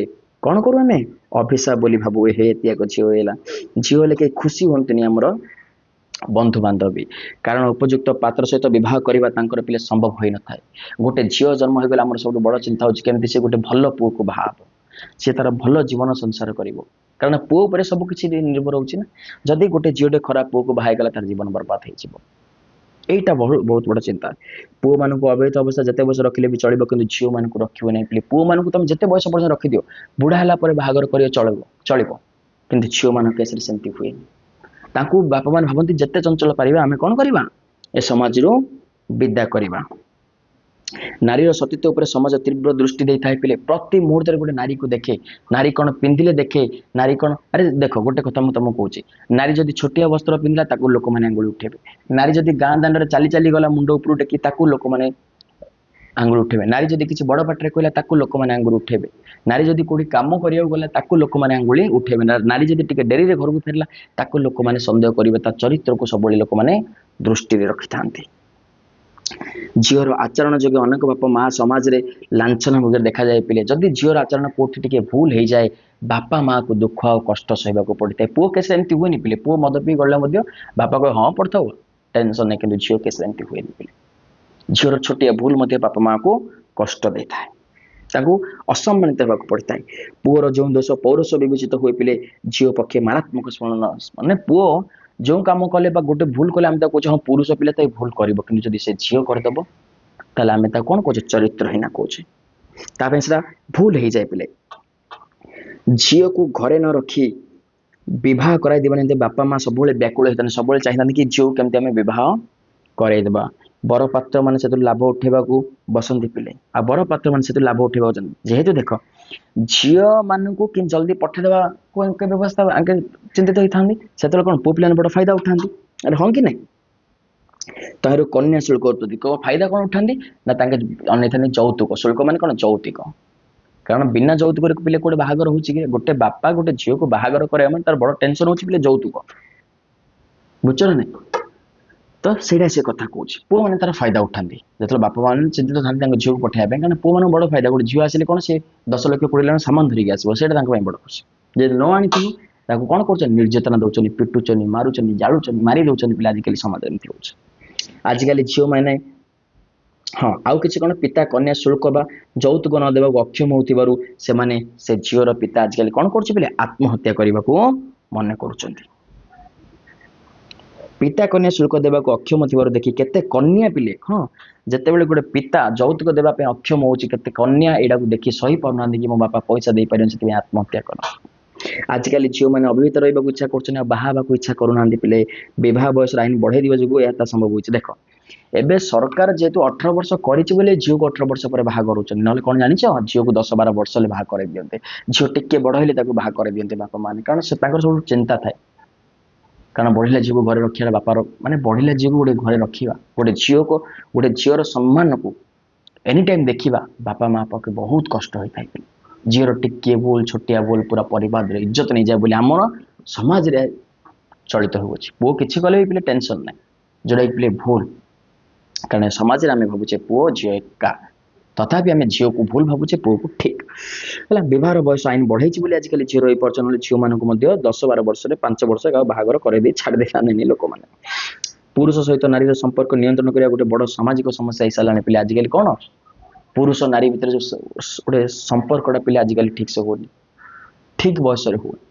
ପୁରୁଷ ନାରୀ ପ୍ରତି ଆକର୍ଷଣ ବା ନାରୀ ପୁରୁଷ ପ୍ରତି ଆକର୍ଷଣ ସ୍ୱାଭାବିକ, କିନ୍ତୁ କଣ ପିଲା କାଳୁ ସେମାନେ ଆଜିକାଲି ହେଇଯାଉଛନ୍ତି। କଲେଜ ପଢୁଥିବା ପିଲାମାନେ ଆଜିକାଲି ଭୁଲ ରାସ୍ତାରେ ପଳଉଛନ୍ତି, ସ୍କୁଲ ପଢୁଥିବା ପିଲାମାନେ ଆଜିକାଲି ଭୁଲ ରାସ୍ତାରେ ପଳଉଛନ୍ତି, ଯୋଉଟା କି ବଡ ସମସ୍ୟା ପିଲା, ବାପା ମାଙ୍କ ପାଇଁ ବି, ଅଭିଭାବକଙ୍କ ପାଇଁ ବି, ସମସ୍ତଙ୍କ ପାଇଁ। କାରଣ ଛୋଟିଆ ଭୁଲ ପୁରା ପରିବାରର ଇଜ୍ଜତ ନେଇଯିବ ପିଲେ। ପୁରୁଷ ସହିତ ନାରୀ, ହଁ ପାରିବାରିକ ଜୀବନ ଯଥାର୍ଥ ଆଦର୍ଶ କିନା ବର୍ତ୍ତମାନ କ୍ରମ ସନ୍ଦେହରେ ବିଷୟ ହୋଇ ପଡୁଛି ପିଲେ। ଆଜିକାଲି ଏମିତି ଘଟଣା ଘଟୁଛି, ସମସ୍ତେ ଭାବୁଛନ୍ତି ଯୋଉ ପରିବେଶରେ ଯୋଉ ପରିବାରରେ ସେ ରହୁଛି ତାକୁ ଠିକ ସେ ଆଦର୍ଶ ଦେଇଛନ୍ତି ନା, ସେ ପରିବାର ବି ସେମିତି ଆଜିକାଲି ସମସ୍ତେ ସନ୍ଦେହ କରୁଛନ୍ତି। ଆରେ ଗୋଟେ ପିଲା ଭୁଲ କଲେ ସେମାନେ ପରିବାରକୁ ସନ୍ଦେହ କରିବେ, ତୋ ବାପା ଏମିତି, ତୋ ମା ଏମିତି, ତୁ ସେମିତି ହେଇଛୁ, କହୁଛନ୍ତି କି ନାଇଁ ଏଇ କଥା। ପୁରୁଷ ଏବଂ ନାରୀମାନେ ମଧ୍ୟ ଆଜି ରାଜନୀତିରେ ବଡ ବଡ କ୍ଷେତ୍ରରେ ପହଞ୍ଚିଲେଣି, ତଥାପି ଝିଅ ଅପେକ୍ଷା ପୁଅର ଆଦର ହିଁ ଅଧିକ ପିଲେ। ତଥାପି ଆଜି ଏତେ ବଡ କଥା ନାରୀମାନେ କରିପାରୁଛନ୍ତି, ଏତେ ବଡ ରାଜନୀତି ହେଇପାରୁଛନ୍ତି, ତଥାପି ଝିଅକୁ ପୁଅ ସହିତ ସମ୍ମାନ କରୁନାହାନ୍ତି।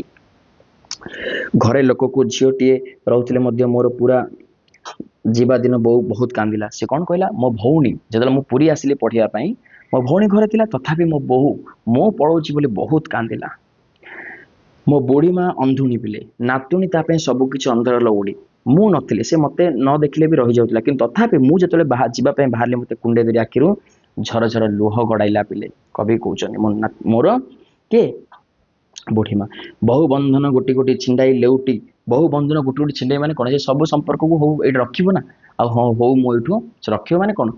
ଧୀରେ ଧୀରେ ଯୋଉ ତା ଘର ପ୍ରତି ଆସକ୍ତି ଅଛି, ତା ଛାଡିକି ହଷ୍ଟେଲ ଗଲେ ଆମକୁ କେତେ କଷ୍ଟ ହଉଛି ପିଲେ, ଘରକୁ ଛାଡିକି ତମେ ଯାଉଛ ନା।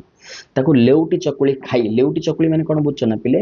ଯଦି ଜଣେ ବାହାରକୁ ଯାଉଛି ତାକୁ ଆମେ ଯଦି ଚକୁଳି ପିଠା ଦେଲେ ଆମେ ଭାବୁଥିଲେ କି ସେ କଣ ହବ, ଜଲ୍ଦି ଘରକୁ ଫେରି ଆସିବ। ତେଣୁ ସେ ଚକୁଳି ପିଠା ଖାଇ, ଲେଉଟି ଚକୁଳି ହଉଛି ସେଇଟା, ବାହାରକୁ ଗଲେ ଜଲ୍ଦି ଘରକୁ ଫେରି ଆସିବ। ମୋ ପିତାଙ୍କ ସଙ୍ଗେ ଘରୁ ଗୋଡ କାଢିଲି, କହିଲେ ବାବା ସହିତ ମୁଁ ଘରକୁ ଗଲି।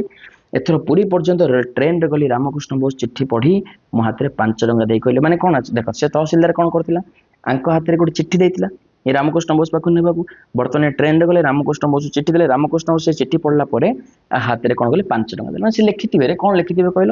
ଏ ପିଲାଟା ବହୁତ ମେଧାବୀ ପିଲା, ବହୁତ ଭଲ ପିଲା, କିନ୍ତୁ ଆ ପାଖରେ ପଇସା ନାହିଁ, ଏତା ନାହିଁ, ପଢି ପାରୁନି, ଆକୁ କି ସାହାଯ୍ୟ করে, ଏଟା କିଛି ଲେଖିଥିବେ। ତେଣୁ ସେ କଣ କଲେ, 5 ଟଙ୍କା ଦେଲେ। ସେ କଣ କହିଲେ, ଏତିକି ନିଅ ଆଉ ଆସିବନି। ସେ ରାମକୃଷ୍ଣ କଣ କହିଲେ, ଏତିକି ନିଅ ଆଉ ଆସିବ ନାହିଁ।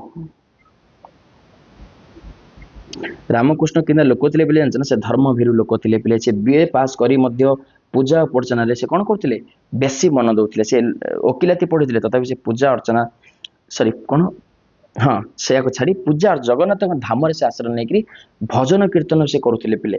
କଣ୍ଠରେ ତୁଳସୀ ମାଳ ପିନ୍ଧୁଥିଲେ, ଆମିଷ ଖାଉନଥିଲେ, କୀର୍ତ୍ତନରେ ସେ ସବୁବେଳେ ସମୟ ବିତାଉଥିଲେ। 32-33 ବର୍ଷ ହେଲା ପରେ ମଧ୍ୟ ସେ ବାହା ହେଇ ନଥିଲେ ପିଲେ। ସେ ନିଜର ଯୌବନକୁ କ'ଣ ସଂଯମ ରଖିବା ପିଲେ କଷ୍ଟ। କାରଣ ଆଜିକାଲି କ'ଣ ହେଉଛି ପିଲେ 25-26 ବର୍ଷ ହେଲେ ପୁଅ ପିଲାମାନେ ବାହା ହେଇଯାଉଛନ୍ତି, କିନ୍ତୁ ସେ ସେମିତି ନଥିଲେ। ଗୋଟେ ଭେଣ୍ଡା ପିଲା ଆଜିକାଲି ମତେ ଗୋଟେ କଥା ନା କୀର୍ତ୍ତନ ଫୀର୍ତ୍ତନ କିଏ କରୁଛି ପିଲେ? ବୟସ୍କ ଲୋକମାନେ କ'ଣ ଭେଣ୍ଡା ପିଲା ଆଜିକାଲି କରୁଛି, କିନ୍ତୁ ତଥାପି ସେ ନିଜ ବୟସକୁ ନିଜ ମନକୁ ସଂଯମ ରଖି ସେ ସେମିତି କରୁଥିଲେ। ଦିନକର ଘଟଣା ସେ କ'ଣ କହୁଛନ୍ତି ଟିକେ ସେ କ'ଣ କହିଛନ୍ତି, ଦିନେ ପୁରୀ ରାଜା ଦିନେ ପୁରୀ ରାଜା ମୁକୁନ୍ଦ ଦେବ ସେ ଟାଇମ ଯିଏ ଥିଲେ ତାକୁ ୱାରେଣ୍ଟରେ ଧରାଇ ସୁଆରୀରେ ବସି କଚେରୀକୁ ନେଉଥିଲେ ପିଲେ। କ'ଣ ନେଉଥିଲେ ପିଲେ? କଚେରୀକୁ ତାଙ୍କୁ ଜେଲ ଧରୁଥିଲେ, ତାଙ୍କୁ ୱାରେଣ୍ଟ ଦେବା ପୁଲିସ ତାଙ୍କୁ ଧରିକି ନେଉଥିଲା କାହାକୁ? ପୁରୀ ରାଜାକୁ ହେଲା। ତା ସେ କ'ଣ କଲେ ନେବା ବେଳେ ରାମକୃଷ୍ଣ ବାବୁ ଇଏ କ'ଣ କରୁଥିଲେ, ଧାଇଁ ଆସି ସଡ଼କରେ ଲାଲ ଧୂଳି ଉପରେ ଲମ୍ବ ହୋଇ ଶୋଇ ଦଣ୍ଡ ପ୍ରଣାମ କରିଗଲେ। ଯେତେବେଳେ ସେ ରାଜାକୁ ପୋଲିସ ନେଇ ଯାଉଥିଲେ ଇଏ ଧାଇଁ ଦେଇ ଆସି କ'ଣ ସେ ସଡ଼କ ଉପରେ ଶୋଇ ଯାଇଥିଲେ ପିଲେ, କି ଛାଡ଼ିଦିଅ କି ଏମିତି କିଛି କହିବା ପାଇଁ। ଓକେ ଠିକ ଅଛି। ତାପରେ ମୁଁ ପୁରୀ ଜିଲ୍ଲା ସ୍କୁଲରେ 5ମ ଶ୍ରେଣୀରେ ନାମ ଲେଖାଇଲି। ସେ କ'ଣ କହିଲେ, ତାଙ୍କୁ ସବୁ ସୁବିଧା ମିଳିଲା ହେଲା, ତାଙ୍କେ କିଛି ଆକୁ 5 ଟଙ୍କା ସାହାଯ୍ୟ କଲେ। ତାପରେ କ'ଣ କଲେ, 5ମ ଶ୍ରେଣୀ ନାମ ଲେଖାଇଲେ। ସେଇ ଶ୍ରେଣୀ ନାମ ଆଜିକାଲି ପିଲେ ଯାହାକୁ ତମେ ସପ୍ତମ କହୁଛ ତାଙ୍କେ ସେଟା 5ମ କହୁଥିଲେ। ବର୍ତ୍ତମାନ ଉଚ୍ଚ ବିଦ୍ୟାଳୟର ଶ୍ରେଣୀ ସବୁ ନିଶୁଣୀରେ ଚଢ଼ିବା ପରେ କ'ଣ ତଳୁ ଉପରୁ ତମେ ପଢୁଥିଲ, କିନ୍ତୁ ଆଗେ କ'ଣ ହଉଥିଲା, ଉପରୁ ତଳକୁ ଗଣା ଯାଉଥିଲା। ମୁଁ ବିଦ୍ୟାଳୟରେ ପ୍ରବେଶ କଲି ଦୁର୍ଗା ପୂଜା ଛୁଟିର କିଛି ଦିନ ପୂର୍ବରୁ। ସେ କେତେବେଳେ ବିଦ୍ୟାଳୟ ଗଲେ କହିଲ? ଦୁର୍ଗା ପୂଜା ଛୁଟି ଯୋଉ ପୂର୍ବରୁ ହେବାକୁ ଥିବ ତା ପୂର୍ବରୁ କିଛି ଦିନ ସେ ମାନେ ଦୁର୍ଗା ପୂଜାର ଛୁଟିର କିଛି ଦିନ ପୂର୍ବରୁ ସେ କ'ଣ ଥିଲେ, ସ୍କୁଲ ଯାଇଥିଲେ। ତାପରେ ଦୁର୍ଗା ପୂଜା ହେଇଯାଇଥିବ। ସେ ବର୍ଷକର ବାକି କେତେ ମାସ, 4ର୍ଥ ଶ୍ରେଣୀରେ ପୁରା ବର୍ଷକ ପିତାକୁ ସେ ବର୍ଷର ବାକି କେତେ ମାସ, ଯୋଉ ବାକି କେତେ ମାସ ଓ 4ର୍ଥ ଶ୍ରେଣୀର ପୁରା ବର୍ଷକ ପିତାକୁ ଜମି ବିକି ପାଠ ପଢିବାକୁ ପଡିଥିଲା। ମାନେ ବୁଝ ପିଲେ, ଯୋଉ ପୁରା 4ର୍ଥ ଶ୍ରେଣୀ ପଢିଥିଲେ ଆଉ ବାକି ଯୋଉ ଅଧାରୁ ଯାଇଥିଲେ 5ମ ଶ୍ରେଣୀ ଜଣା ଲେଖିବା ପାଇଁ, ଏତିକି ପାଠ ପଢିବା ପାଇଁ ତାଙ୍କ ପିତାକୁ ଜମି ବିକିବାକୁ ପଡିଥିଲା। ରାମକୃଷ୍ଣ ବୋଉ ପାଖକୁ ଯାଇ ଆଉ ଥରେ ଯିବାକୁ ମୋର ସାହସ ନଥିଲା। ସେ ସମୟରେ ସିନା ରାମକୃଷ୍ଣ ତାଙ୍କ ପାଇଁ 5 ଟଙ୍କା ଦେଇଥିଲେ, କ'ଣ ଆଉ ଦେବେ? ତେଣୁ ଆର ସାହସ ହଉନଥିଲା, କାରଣ ସେ କ'ଣ କହିଥିଲା, ଆଉ ଆସିବ ନାହିଁ। ବୁଝିଲା ନା ପିଲେ? ମୁଁ ପ୍ରଥମେ ତାଙ୍କ ପାଖକୁ ଯେଉଁ ଦିନ ଯାଇଥିଲି ତାଙ୍କ ଘରୁ ଜଣେ ମତେ କହିଲେ, ଇଏ ଯେତେବେଳେ ରାମକୃଷ୍ଣ ବାବୁକୁ ସେ ଚିଠି ଧରିକି ଯାଇଥିଲେ, ସେଟା ମନେ ଅଛି ତହସିଲଦାର ଦେଇଥିଲେ ବୋଲି। ତାପରେ ରାମକୃଷ୍ଣ ବାବୁଙ୍କୁ 5 ଟଙ୍କା ଦେଇଥିଲେ ସାହାଯ୍ୟ କରିବା ପାଇଁ। ଯେତେବେଳେ ଇଏ ଯାଇଥିଲେ ତାଙ୍କ ଘରୁ ପିଲେ ଜଣେ ବାବୁ ବାହାରି ମତେ କ'ଣ କହିଲେ ଜାଣିଛ? ପିଲାକୁ କ'ଣ କହିଥିଲେ, କ'ଣ ତମେ ରୋଷେଇବାସ କର, ଆମ ପୂଜାରୀ, ଆମର ତ ପୂଜାରୀ ଅଛି। ମାନେ ସେ କ'ଣ ଭାବିଥିଲେ, ଇଏ ବୋଧେ ରୋଷେଇବାସ କରିବା ପାଇଁ ଆଇଛି। ସେଟା କହିଲେ ଆମର ତ ପୂଜାରୀ ଅଛି। ପୂଜାରୀ ମାନେ ସେଟା ଅନ୍ୟ ଘରେ ଯାଇ କାମ କରୁଥିଲା, ରୋଷେଇବାସ କରୁଥିଲା। ସେ କହିଲେ, ମୁଁ ବାପା ମାଙ୍କର ଗେହ୍ଲା ପୁଅ, ସେତେବେଳେ ପୂଜାରୀ ଆଖ୍ୟା ପାଇବାକୁ ପ୍ରସ୍ତୁତ ନଥିଲି। କହିଲେ ମୁଁ ଗେହ୍ଲା ପୁଅ ଥିଲି ଆମ ପରିବାରର, ମତେ ପୂଜାରୀ କହିଲେ ମତେ ଭଲ ଲାଗୁନଥିଲା। କିନ୍ତୁ ପରେ ବାପା ମା ଯେତେବେଳେ ମରିଗଲେ ମୃତ୍ୟୁ ଭତ୍ତାରେ କଲେଜରେ ପଢିବା ବେଳେ, ବାପା ମାଙ୍କ ମୃତ୍ୟୁ ଭତ୍ତାରେ, ମାନେ ବାପା ମା ମରିଗଲେ କ'ଣ ହଉଥିଲା, ତାଙ୍କୁ ଟିକେ ରିଲାକ୍ସେସନ ମିଳୁଥିଲା, ତାଙ୍କୁ ପଢିବା ପାଇଁ ଟିକେ ଛାଡ଼ ମିଳୁଥିଲା, ପଢି ପାରୁଥିଲେ ହେଲା, ମାନେ ଗୋଟେ ସାହାଯ୍ୟ କରାହଉଥିଲା। ବୁଝିଲେ ନା? ସେଥିପାଇଁ ସେ ଯେତେବେଳେ ବାପା ମାଙ୍କ ମରିଗଲା ପରେ ତାଙ୍କୁ କିଛି ହେଲ୍ପ ମିଳିଲା। ସେଇ ହେଲ୍ପରେ ସେ କ'ଣ କଲେ, କଲେଜ ଯେତେବେଳେ ପଢୁଥିଲେ ଅନେକ କାଳ ପ୍ରାୟ ପୂଜାରୀ ଭାବରେ ପାଠ ଖର୍ଚ୍ଚ ଉଠାଉଥିଲେ ପିଲେ। ସେତେବେଳେ ବି ତାଙ୍କ ପାଖରେ ପଇସା ନଥିଲା। ସେ କ'ଣ କରୁଥିଲେ, ପୂଜାରୀ ଭାବେ ଅନ୍ୟ ଘରକୁ ଯାଇକି ରୋଷେଇବାସ କରିକି ଯୋଉ ପଇସା ଆଣୁଥିଲେ ସେଇଟା ସେ ପାଠ ପଢୁଥିଲେ। ମାନେ ଭାବ ତାଙ୍କ ଜୀବନ କେମିତି ଥିଲା ପିଲେ। ଆମର ତ ଜୀବନ ଆଜି ବହୁତ ବେଟର ଅଛି, ଖାଇବା ପିଇବା ପାଇଁ ତ ପଇସା ମିଳୁ, ତାଙ୍କୁ ସେତେ ବି ନଥିଲା। ରାମକୃଷ୍ଣ ବାବୁଙ୍କ ଘରେ ଯୋଉ ଯାଇଥିଲେ ସେଦିନ, ସେ କ'ଣ କହୁଛନ୍ତି, ରାମକୃଷ୍ଣ ବାବୁଙ୍କ ଘରେ ମତେ ପୂଜାରୀ ମନେ କଲେ, ତାହା ମତେ ଯେତେ ବିସୁଖ ମାନେ ଦୁଃଖ ଲାଗୁ ତାହା ପାଇଁ କାରଣ ଥିଲା ପିଲେ। ବିସୁଖ ମାନେ କ'ଣ ଜାଣିଛ ନା ପିଲେ? ଦୁଃଖ। ଘରେ ମତେ ଯେ ପୂଜାରୀ ମନେ କଲେ ତାହା ମତେ ଯେତେ ବିସୁଖ ଲାଗୁ ତା ପାଇଁ କାରଣ ଥିଲା। କାହିଁକି ଜାଣିଛ ନା? ଆଜିକାଲି ନିତାନ୍ତ ମଫସଲ ଛଡ଼ କୌଣସି ପୁରୁଷ ପିଲାଙ୍କ ମୁଣ୍ଡରେ ପେଣ୍ଡା ବାଳ ଦେଖାଯାଏନି। ତମେ ଦେଖିବ ଯୋଉମାନେ ଗାଁରେ ରହୁଛନ୍ତି ଆଜିକାଲି ତ ନାହିଁ ଆଉ ସେ ଫ୍ୟାସନ, କିନ୍ତୁ ଆଗେ କ'ଣ କହୁଥିଲେ, ଯୋଉମାନେ ଗାଁରେ ରହୁଥିଲେ ମୁଣ୍ଡରେ ମେଞ୍ଚାଏ ବାଳ ରଖୁଥିଲେ, ଆଉ ସହରରେ ଯୋଉ ରହୁଥିଲେ ସେମାନେ ରଖୁନଥିଲେ ହେଲା। କିନ୍ତୁ ଆଜିକାଲି ଅଛି ପିଲେ ସେମିତି ପେଣ୍ଡା ବାଳ ଦେଖାଯାଏନି। ସେ ସମୟରେ ପଲ୍ଲୀର ପୁରୁଷମାନେ, ଗାଁର ଲୋକମାନେ, ଆବାଳ ବୃଦ୍ଧ, ଛୋଟରୁ ବଡ଼ ଯାଏଁ ସମସ୍ତେ ମୁଣ୍ଡରେ ଗୋଛାଏ ନାକେ ଚୁଟି ରଖୁଥିଲେ। କେବଳ ସହରର ପିଲାଙ୍କ ମଧ୍ୟରେ ଏସବୁ ନଥିଲା। ମୋ ମୁଣ୍ଡରେ ମଧ୍ୟ ପେଣ୍ଡାଏ ବାଳ ଥିଲା। ତା ଛଡ଼ା 2 କାନରେ 2 ପଟ ମୁଁ ନୁଳି ଲଗାଉଥିଲି। ସେ କ'ଣ ଲଗାଉଥିଲେ? ନୁଳି ଲଗାଉଥିଲେ ହେଲା, ତମେ ଦେଖିଥିବ। ତ ତେଣୁ ତାକୁ ସମସ୍ତେ କ'ଣ କହୁଥିଲେ, ଯେ ନାଟୁଆ ପିଲା ବୋଲି ତାଙ୍କୁ ସମସ୍ତେ ଚିଡ଼ଉଥିଲେ। ତେଣୁ ସେ ଭାବିଲେ ସେ ନାଟୁଆ ପିଲା କହିବା ଅପେକ୍ଷା ପୂଜାରୀ ଯୋଉ କହୁଛନ୍ତି ତାଠୁ ଆହୁରି ବେଷ୍ଟ। ଆମେ କହୁନେ କି ପିଲେ, ଆମକୁ ଏତେ ଚୋର କହିବା ଅପେକ୍ଷା ଆଟଲିଷ୍ଟ ଖରାପ ବୋଲି କୁହ। ତ ସେଟା ସେ କହୁଥିଲେ ମତେ ଯୋଉ ପୂଜାରୀ କହିଲେ ଯେତିକି କଷ୍ଟ ହଉନଥିଲା, ମତେ ନାଟୁଆ ପିଲା କହିଲେ ସେତିକି କଷ୍ଟ ହଉଥିଲା। ତେଣୁ ତା ତୁଳନାରେ ମତେ ପୂଜାରୀ ଡାକିଲେ ଆହୁରି ଭଲ ବୋଲି ସେ ଭାବୁଥିଲେ। ବର୍ତ୍ତମାନ ବୁଝୁଛି ପୂଜାରୀ ଡାକିଲେ ମତେ ବିଚଳିତ ହେବାର କାରଣ ନଥିଲା। ତାର ସେ କହୁଛନ୍ତି ମୁଁ ଏବେ ବୁଝୁଛି, ଏବେ ମତେ ଯୋଉ ନାଟୁଆ ପିଲା କହୁଛନ୍ତି ତା ଅପେକ୍ଷା ସେଇ ଡାକ ମୋ ପାଇଁ ଭଲ ଥିଲା। ଅନେକ ବର୍ଷ ପରେ ମୁଁ ବିହାର ଓଡ଼ିଶା ବ୍ୟବସ୍ଥା ପରିଷଦର ସଦସ୍ୟ ଥିବା ବେଳେ ସେ କହିଲେ ଅନେକ ବର୍ଷ ପରେ ପାଠ ପଢିକି ଏ ଦିନେ କଣ ଇଏ ବି ପିଲେ ପାସ୍ ହେଇଛନ୍ତି, ମନେ ରଖ ଇଏ ସେ ଏଣ୍ଟ୍ରାନ୍ସ ପାସ୍ ହେଇଛନ୍ତି। ପାସ୍ ହେଲା ପରେ ବିହାରର ଆଉ ଆମର ଓଡ଼ିଶାର ଇଏ କଣ ଥିଲେ ପରିଷଦ ଥିଲେ ସଦସ୍ୟ ଥିବା ବେଳେ କଲିକତାର ଜଣେ ବାରିଷ୍ଟର ବାବୁଙ୍କ ଘରେ ଅତିଥି ହେଇଥିଲି। ସେ କହିଲେ କଣ ହେଇଥିଲେ ଯେତେବେଳେ ମୁଁ କାଉନସିଲର ଥିଲି, ସେତେବେଳେ ମୁଁ ଅଲରେଡି ବଡ ଲୋକ ହେଇସାରିଲିନି, ସେତେବେଳେ କଲିକତାର ଜଣେ ବାରିଷ୍ଟର ବାବୁଙ୍କ ଘରକୁ ତାଙ୍କେ ଅତିଥି ହେଇକି ଯାଇଥିଲେ। ବୁଝିଲା, ତାଙ୍କର 5 ବର୍ଷର ପୁଅ ଗୋଟେ ସେଠି ଥିଲା ହେଲା। ତାଙ୍କର 5 ବର୍ଷର ପୁଅ ଗାଧୋଇ ଫେରିବା ବେଳେ ମତେ ଦେଖିକି ପଚାରିଲା ତୁମେ କଣ ରୋଷେଇଆ ପୂଜାରୀ ତମେ? ସେ ଏମିତି ପଚାରିଲା। ଏଇ କଥା ଶୁଣିକି ତାଙ୍କର ସେଇ ପିଲା କାଳର କଥା 22 ବର୍ଷ ତଳର କଥା ମନେ ପଡିଯାଉଛି ପିଲେ, ମନେ ପଡିଗଲା। ପିଲାଟିକୁ ଗୋଟେ ନାସ୍ତି ଉତ୍ତର ନ ଦେବା ନିମନ୍ତେ ସେ ଆଉ ନାହିଁ କଲେନି। ସେ କଣ କହିଲେ ହସି ହସି ହଁ କହିଲେ। ତାପରେ ସେ ପିଲା କଣ ପଚାରୁ ଜାଣିଛ, ତାହେଲେ ତମେ ଏତେ ଗୋରା କେମିତି? ତମେ ପୂଜାରୀ ତମେ ଅନ୍ୟ ଘରେ କାମ କରୁଛ, ତମେ ତାହେଲେ ଏତେ ଗୋରା କେମିତି? ସେ ଆଉ ତାଙ୍କେ ଆଉ ଉତ୍ତର କି ଦେଇ ପାରିଲେନି। ପିତାଙ୍କ ତାପରେ ସେ କଣ କହୁଛନ୍ତି, ପିତାଙ୍କ ଜମିକୁ ମୋ ବାପାର ଜମିକୁ ବିକ୍ରି ନିର୍ଭର କରି ମୁଁ ପଢିଲି, କିନ୍ତୁ ତାଙ୍କ ଜମି ବେଶୀ ନଥିଲା। ପିଲେ କହିଲେ ଯୋଉ ବାପାର ମୁଁ ଜମି ବିକୁଥିଲି ଆମର ବି ଯେତେ ଜମି ନଥିଲା, ଏକରକ ଉପରେ ବିକ୍ରି ସରିଲା ପରେ ଏକରକ ମାନେ ଗୋଟେ ଏକର ସେ ବିକିଛନ୍ତି ଆଉ ତାଙ୍କୁ ବାଡ଼ିଥିଲା 1.5 ଏକର। ଏତେ ସବୁ ଜିନିଷ ପରି ଜମି ବାଡି ଦାମ ବଢିଛି ପିଲେ। ସେ କଣ କହୁଛନ୍ତି ସେ ଟାଇମରେ ଯୋଉ ମୁଁ 1 ଏକର ବିକିଥିଲି ଆଉ 1.5 ଏକର ଥିଲା, କିନ୍ତୁ ସେ ଟାଇମ ଯୋଉ 1 ଏକର ବିକିଥିଲି ସେ ଟାଇମରେ ଦାମ ବେଶୀ ନଥିଲା ଜମିର, କିନ୍ତୁ ଏବେ ବହୁତ ଦାମ ବଢିଛି ବୋଲି ସେ କହିଲେ। କହିଲେ ସେତେବେଳେ 1 ଏକରକୁ ବିକିଲେ ଜମି ବିକ୍ରିରୁ ମିଳିବା ପ୍ରାୟ 60 ଟଙ୍କା ମିଳୁଥିଲା, ସୁତରାଂ ମତେ ଖର୍ଚ୍ଚ କମେଇବାକୁ ପଡୁଥିଲା। କହିଲେ ଯେତେବେଳେ ମୁଁ 1 ଏକର ବିକିଥିଲି ସେତେବେଳେ ଜମିର ପଇସା ଅଧିକ ନଥିଲା, ସବୁ 60 ଟଙ୍କା ଥିଲା, ତେଣୁ ମୁଁ କମ ଖର୍ଚ୍ଚରେ ଚଳୁଥିଲି, କାରଣ ମତେ ଏଥିରେ ସବୁ ପାଠ ପଢିବାର ଅଛି, ଖାଇବାର ଅଛି, ପିଇବାର ଅଛି, ମତେ ଚଳିବାର ଅଛି। ବୁଝିଲେ ପିଲେ? ଦେଖ ପଇସା ଅଭାବରେ ମୁଁ ଉପବାସ ରହିଛି ପିଲେ। ଯେତେବେଳେ ହଷ୍ଟେଲରେ ଛାତ୍ରାବାସ ହଷ୍ଟେଲରେ କୋଠ ରୋଷେଇ ପାଣ୍ଠିକୁ ମୁଁ ଯଦି ପଇସା ନ ଦେଇପାରେ, ମୋ ପାଇଁ ଚାଉଳ ପଡୁନଥିଲା ପିଲେ, ମତେ ଖାଇବାକୁ ମିଳୁନଥିଲା। ମୋ ପାଇଁ ଚାଉଳ ପଡିବା କଣ ହେଉଥିଲା, ବନ୍ଦ ହେଇଯାଉଥିଲା, କହୁଥିଲା ଆ ପାଇଁ ଚାଉଳ ପକାନି, ଇଏ ପଇସା ଦେଇନି। ସେଇପରି ଘଟଣାରେ ମୁଁ କଣ କରୁଥିଲି, ସମୁଦ୍ର କୂଳକୁ ଯାଇକି ପବନ ଖାଉଥିଲି ବୋଲି ସିଏ କହୁଥିଲେ। ବୁଝିଲା, ମାନେ ଦିନେ ଏମିତି ବି ହେଇଛି ଆମକୁ ଖାଇବାକୁ ମିଳିନି। ଥରେ ଏଇପରି ପବନ ଖାଇ ମୁଁ ପୁରା 2 ଦିନ ରହିଗଲି, ମାନେ ଆମକୁ ପଇସା ଦେଇ ପାରୁନାହାନ୍ତି ବୋଲି ଆମକୁ 2 ଦିନ ଖାଇବାକୁ ମିଳିନି, ପବନ ଖାଇକି ରହିଗଲି, ମାନେ ଖାଲି ପେଟ ରହିଗଲି। ମାସିକ 4 ଟଙ୍କାରେ ମୋର ପୁରା ଖର୍ଚ୍ଚ ହଉଥିଲା, କେବଳ ଖାଇବା ଖର୍ଚ୍ଚ ମାସକୁ ମୋର 3 ଟଙ୍କା 4 ଅଣା ପଡୁଥିଲା। ଟୋଟାଲ ଖର୍ଚ୍ଚ ହଉଥିଲା ମାସକୁ ଟୋଟାଲ 4 ଟଙ୍କା, ତାର ଖାଇବା ଖର୍ଚ୍ଚ 3 ଟଙ୍କା 4 ଅଣା ପଡୁଥିଲା। ମତେ ସ୍କୁଲରେ ବେତନ ଦେବାକୁ ପଡୁନଥିଲା, ଚାଉଳ ଟଙ୍କାରେ ମିଳୁଥିଲା, ଚାଉଳ ଟଙ୍କାରେ ମିଳୁଥିଲା, ଆଉ କଟକ 16-17 ସେରରେ ତାଙ୍କୁ ଚାଉଳ ମିଳୁଥିଲା ହେଲା। ଓକେ, ମୁଁ ବଡ ଦାଣ୍ଡକୁ ବା ବଡ ଦୋଳକୁ ବେଶୀ ଯାଏନି। ସେ କଣ କହୁଛନ୍ତି, ଯେହେତୁ ପୁରୀରେ ପାଠ ପଢୁଥିଲେ କହୁଥିଲେ ମୁଁ ବଡ ଦୋଳକୁ ବେଶୀ ଯାଏନି।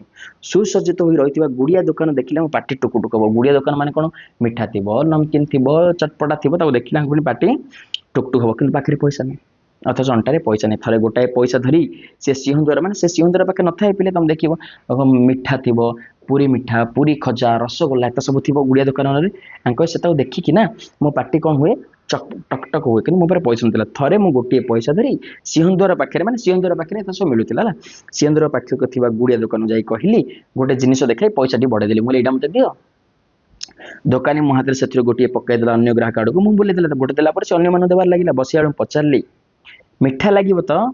ଆଜ୍ଞା ମିଠା ଲାଗିବ ତ? ଦୋକାନୀ ରାମକୃଷ୍ଣଙ୍କୁ କିଛି ନ କହି ଟିକେ କଟମଟ କରି ଚାହିଁଲେ। ଯେତେବେଳେ ରାମକୃଷ୍ଣ ପଚାରିଲେ ଆଜ୍ଞା ଆଜ୍ଞା ଏଇଟା ମିଠା ଲାଗିବ ନା ଯୋଉ ଦେଇଛ ମତେ, ତ ସେ ତାକୁ ବୁଲିକି ଅନେଇଛନ୍ତି। ଅନେଇଲା ଫଳରେ ଇଏ କଣ ଡରି ଯାଇଛନ୍ତି, ଯେତେ ଛୋଟ ପିଲା ଇଏ ପଳେଇ ବୋଲି କହିଲା ବେଳୁ ସେ କଣ କରୁଛନ୍ତି, ହାତ ଗୁଞ୍ଜା ଆଣୁନୁ କରେଇରେ କରଚୁଲି ବୁଡାଇକି ସେ ଜିନିଷ ଉପରେ ସେ 4-6 ଟୋପା ମହୁ ପାଣି ବା ଅଠା ଜିନିଷ କିଛି ପକେଇଦେଲା ସେ ଦୋକାନୀ, କାରଣ ଯେତେବେଳେ କହିଛି ମିଠା ଲାଗିଛ ନା ନାହିଁ।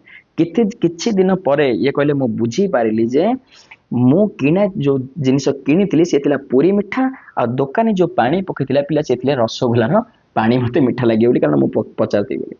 15 ମାସ ପର୍ଯ୍ୟନ୍ତ ମୁଁ କଷ୍ଟମଷ୍ଟେ କଟାଇଲି ଆମ ଟିକେ ଓକେ 33 ମିନିଟ୍ ହେଲା। 15 ମାସ ପର୍ଯ୍ୟନ୍ତ ସେ କହିଲେ ମୁଁ କଷ୍ଟମଷ୍ଟେ କଟାଇଲି ଆମ ଗ୍ରାମ ପାଖର ନଦୀ ବନ୍ଧୁ ଦୀନବନ୍ଧୁ ନରେନ୍ଦ୍ର ସିଂହ ହେଲା, ଆମ ଗୋଟେ ଗାଁ ପାଖରେ ଗୋଟେ ପିଲା ଯେ କି ନରେନ୍ଦ୍ର ସିଂହ ହେଲା, ସେ ସେତେବେଳେ ପ୍ରବେଶିକ ପରୀକ୍ଷା ପାଇଁ, କାରଣ ଇଏ ଛୋଟ ଥିଲେ, ସେ ପ୍ରିପେୟାର କରୁଥିଲା ପ୍ରବେଶିକ ପରୀକ୍ଷା ଦେବ ବୋଲି। ସେ ମତେ ଦୟା ପରବଶ ଦେଖିଲା ଏତେ କଷ୍ଟ ରହୁଛି ମତେ ଦେଖିଲା, ଆଉ ସେ କଣ କହିଲା ଥରେ କବିଙ୍କୁ, ସେ କହିଲା ତମେ ଉପର ଶ୍ରେଣୀକୁ ଉଠିବ, ତମେ ଆଗକୁ ପଢି ଯିବ, ମୁଁ ଯେତେବେଳେ ଏଣ୍ଟ୍ରାନ୍ସ ପାସ୍ କରିଦେବି ମତେ 20 ଟଙ୍କା ବୃତ୍ତି ମିଳିବ। ମାନେ କଣ ହଉଥିଲା ପିଲେ, ସେ ଟାଇମ୍ ଯେ ଏଣ୍ଟ୍ରାନ୍ସ ପାସ୍ କରୁଥିଲା ତାଙ୍କୁ 20 ଟଙ୍କା ମିଳୁଥିଲା। ସେ କଣ କହିଲେ, ସେଥିରୁ ମୁଁ 15 ଖର୍ଚ୍ଚ କରିବି, ଆଉ ଯୋଉ 5 ଟଙ୍କା ବଳିବ ତମକୁ ଦେବି, ତମେ ଟେନସନ ନିଅନି, ତମେ ପଢିବ।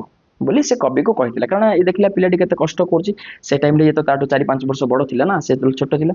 ସେତେବେଳେ ପ୍ରବେଶିକା ପରୀକ୍ଷା ଫଳ ଉପରେ ସମଗ୍ର ବଙ୍ଗ ଓ ବିହାର ଓଡ଼ିଶାର ପ୍ରଥମ 10 ଜଣ ପରୀକ୍ଷାର୍ଥୀ ମାସିକ 20 ଟଙ୍କା ଲେଖାଏଁ ବୃତ୍ତି ପାଉଥିଲେ।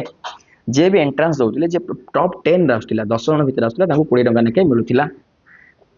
ସେଥିରୁ 5 ଟଙ୍କା ପାଇବା ମୋର ବୃଥା ହୋଇଗଲା ପିଲେ, ମାନେ ଇଏ ପାଇନଥିବ ହେଲା, ଇଏ ପାଇଲେ ସିନା ତାକୁ ଦବ। ନରେନ୍ଦ୍ର ସିଂହ ଯିଏ ସେ ପିଲାଟା 4 ବର୍ଷ ଫେଲ୍ ହେଲା ପରେ ସେ କବି କହୁଛନ୍ତି 1906 ମସିହାରେ ସିଏ ମୋ ସହ ପୁଣି ପ୍ରବେଶିକ ପରୀକ୍ଷା ଦେଲା। ମୁଁ ପାସ୍ କଲି ଦ୍ୱିତୀୟ ଶ୍ରେଣୀରେ। ଦ୍ୱିତୀୟ ଶ୍ରେଣୀ ମାନେ ସେକେଣ୍ଡ ହେଇଛି ମାନେ ତାଙ୍କୁ ମିଳିବ। ସେ କଲା ତୃତୀୟ ଶ୍ରେଣୀରେ, ସିଏ ବି ପାସ୍ ହେଇଗଲା 4 ବର୍ଷ ପରେ ଯାଇକି। ତାପରେ ଲେଖକ କଣ କହୁଛନ୍ତି ପିଲେ ଶୁଣ, ପାଠ ସରି ସରି ଆସିଲାଣି ପିଲେ। ୱେଟ୍ରେ ମୁଁ ସମସ୍ତ ଦୁଃଖ କଷ୍ଟ ସହି ଅଭାବ ଅନଟନ ମଧ୍ୟରେ ମାଟି କାମୁଡ଼ି ପଡ଼ି ରହିଲି। ସେ କଣ କହିଥିଲେ? ମୁଁ ପିଲା କାଳୁ ଏତେ ଦୁଃଖ କଷ୍ଟ ସହି ଅଭାବ ଅନଟନ ଭିତରେ କଷ୍ଟ ସହି ସହି ଆସିଲି। କାରଣ ମୁଁ ବାମନ ହେଲେ ସୁଦ୍ଧା ଚନ୍ଦ୍ରକୁ ହାତ ବଢ଼ାଇଥିଲି। ସେ କଣ କହିଲେ? ମୁଁ ଏତେ ଗରିବ ହେଲେ ମଧ୍ୟ ମୁଁ ଦିନେ ଭାବିଥିଲି କି ମୁଁ ପାସ୍ କରିବି, ଦିନେ ବଡ଼ ଲୋକ ହେବି। ଚନ୍ଦ୍ର ଆଖିକି ଦାଉ ଦାଉ ଦିଶୁଥିଲା। ସେ କହୁଥିଲେ ହଁ ମୁଁ ପାସ୍ ହେବି ବୋଲି ମୋତେ ଜଣା ପଡୁଥିଲା, କିନ୍ତୁ ତା ପାଇଁ କେତେ ଦୂରରେ ଥିଲା ମୁଁ ବୁଝିବି କିପରି? ସେ କେମିତି କହୁଥିଲେ? କହିଲେ ହଁ ମୁଁ ଜାଣିଥିଲି କି ମୁଁ ପାସ୍ ହେବି, କିନ୍ତୁ ତା ପାଇଁ କେତେ କଷ୍ଟ ସହିବାକୁ ପଡିବ ମୁଁ କଣ ଜାଣିଥିଲି? କେତେ ଶିଶୁ ମା କାଖରେ ବସି ଆକାଶକୁ ଚାହିଁ ଚନ୍ଦ୍ରକୁ ହାତ ବଢାନ୍ତି ବୋଲି ତମେ ଜାଣିଛ? ବହୁତ ପିଲା କାଳେ ଆମେ ଏମିତି ବହୁତ ଥର ହେଇଛି, ଆମେ କଣ କରନ୍ତି? ମା କାଖରେ ବସିକି ଆମେ ଚନ୍ଦ୍ରକୁ ପାଇଯିବୁ ବୋଲି ହାତ ବଢାନ୍ତି, କିନ୍ତୁ ଆମେ ସତରେ କଣ ଚନ୍ଦ୍ରକୁ ପାଇଯାଉ? କିନ୍ତୁ କେତେ ମା ପିଲାକୁ ସାନ୍ତ୍ୱନା ଦେବା ନିମନ୍ତେ ମା ମାନେ କଣ କୁହନ୍ତି? ଆ ଜହ୍ନମା ମୁଁ ସରଗ ଶଶୀ, ମୋ କାନୁ ହାତରେ ପଡରେ ଖସି, ଏମିତି କୁହନ୍ତି ନା ନାଇଁ ପିଲାମାନେ ମା ମାନେ? କିନ୍ତୁ କଣ ସତରେ ଜହ୍ନ ଆସିଯାଏ? ଆସେ ନାହିଁ ପିଲେ ହେଲା। ସେଇ ଗୀତକ ପଦକ ମୋ କାନରେ ବରାବର ପଡୁଥାଏ। ସେ କହିଲେ ମୋ ମା ଯେତେବେଳେ ମତେ ଏମିତି କହୁଥିଲା ମୋର 1000 ଥର ମନେ ପଡୁଥିଲା। ଶିଶୁ ଗୀତ ଏଇ ମାତୃ ତୃଷ୍ଣା କହିଲେ ଚଳେ ପିଲେ। ମାତୃ ତୃଷ୍ଣା ମାନେ ମିଛ କଥା ପିଲେ। ଏଇଟା କୋଉଠି ତମେ ଯାଇକି ଶେଷ ଜନ୍ମ ଆମକୁ ଧରି ପାରିବ? 1000 କି 999 ତା ପଛରେ ଧାଇଁ ଧାଇଁ ନିରାଶ ହୁଅନ୍ତି ପିଲେ। ଯଦି 1000 ଲୋକ ହୁଅନ୍ତି, 999 ଲୋକ ବଡ ହେବା ପାଇଁ ଚେଷ୍ଟା କରନ୍ତି, କିନ୍ତୁ କେହି ଫଳପ୍ରଦ ହେଇପାରନ୍ତି। ତା ଭିତରେ ଜଣେ ତାକୁ ଛୁଇଁ ପାରେ, ମାନେ ବଡ ହେଇପାରେ ପିଲେ। 1000 ଲୋକ ଭିତରେ କେବଳ ଜଣେ ମହାନ ହେଇପାରେ, ସମସ୍ତେ ମହାନ ହେଇପାରନ୍ତି ନାହିଁ। କାରଣ ସେତିକି ଦୁଃଖ କଷ୍ଟ ସହିକି ଯିଏ ବଡ ହେବା ପାଇଁ ଚାହିଁଲା ସିଏ ଦିନେ, ଆରେ ଆମକୁ ସୂର୍ଯ୍ୟ ଭଳି ଚମକିବା ପାଇଁ ହେଲେ ସୂର୍ଯ୍ୟ ଭଳି ଆମକୁ ଜଳିବାକୁ ପଡିବ ହେଲା। ସେ କଣ କହିଛନ୍ତି? କିନ୍ତୁ ଦୌଡ଼ ପ୍ରତିଯୋଗିତା ଧାଇଁଲା ପରେ ତା ପଛରେ ନ ଧାଇଁ କିଏ? ସମସ୍ତେ ଦୌଡନ୍ତି ପିଲେ, ସମସ୍ତେ ଚାହାନ୍ତି ମୁଁ କିନ୍ତୁ ମହାନ ହେଇଯିବି, କି ମୁଁ ବି ବାଦ ଗଲି ନାହିଁ, ମୁଁ ବି ଦିନେ ଚାହିଁନି ମହାନ ହେବି। କିନ୍ତୁ 999 ଭିତରେ ଜଣେ ମୁଁ ବି ଧାଇଁବାରେ ଲାଗିଲି, ଆଉ ଦିନେ ମୁଁ ଆଜି କଣ ହେଇଥିଲେ? ସକ୍ସେସ ହେଇଗଲି। ପାଠଟି ସରିଲା। ନିଜେ ଟ୍ରାଏ କର ପିଲେ ପଢିବା ପାଇଁ ହେଲା। ଯେତିକି ପାରିବା କଥା ମୁଁ ସବୁ କିଛି ଅଲରେଡି ବୁଝେଇ ଦେଇଛି, ଆଉ କିଛି କନଫ୍ୟୁଜ ରହିବ ନଥିବ। ଯୋଉ ଡାଉଟ୍ ଥିବ ମତେ ପଚାରିବ। Okay okay, best of luck.